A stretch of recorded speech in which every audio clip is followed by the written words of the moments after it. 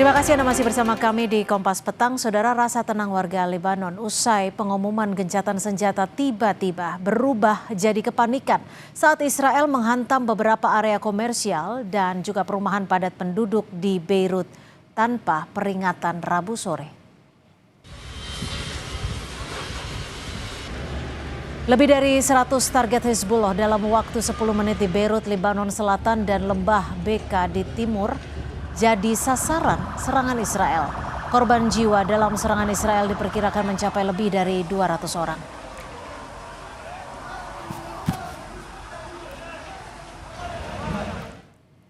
Pemerintah Indonesia memastikan belum mengambil keputusan menarik personel TNI yang tergabung dalam pasukan perdamaian sementara PBB. Indonesia masih melakukan evaluasi untuk menarik anggota TNI di Lebanon.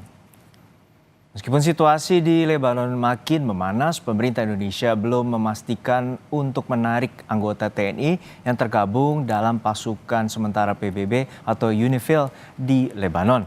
Menteri Sekretaris Negara bilang pemerintah melalui Kemlu masih melakukan koordinasi maupun evaluasi untuk memutuskan apakah perlu menarik personel TNI di Lebanon.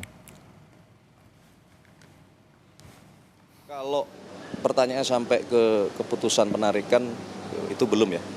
Tetapi bahwa dengan adanya kejadian yang kemarin tentu kami pemerintah terus melakukan koordinasi dipimpin oleh Bapak Menlu, ya, melakukan evaluasi.